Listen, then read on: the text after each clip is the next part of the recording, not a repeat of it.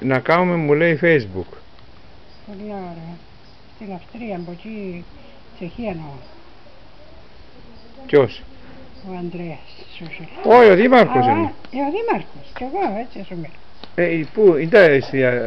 Πιάσει είναι και η κόρη μου από εκεί. Πιάσει για έναν ποτούντο. Α, εχθές τους είδα. Πήγαν προχτές. Τους είδα και το γαμπρός. Ναι.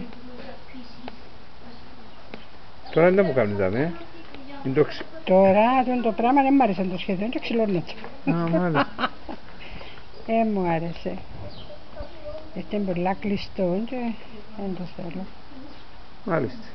Είναι ο ποταμός του, τον Λεωνάρντο τα Βίντσι που λέμε. Ναι. Αλλά είναι ο αραχνωτός. Ο αμματωτός. Αμματωτός είναι. Ναι. Αραχνωτός είναι διαφορετικός. Μάλιστα. Θα στα βάλω έτσι να βλέπουν ότι κεντούν τώρα που τα είχα. Βέβαια, ότι δεν κάνουν στα Λεύκαρα. Γιατί η γυναίκα μου έγραψε μια φορά ένα άρθρο για τον παππού μου, τον Χατζιόρκη, που πήραν και ντύματα στο περιοδικό. Ναι. Έβαλα το εκείνο. Άλλο. Τα τέτοια πράγματα που πρέπει να μην εξηχάνονται, ναι. Ναι. Λίμωνο. Και έχω και κάτι φωτογραφίες.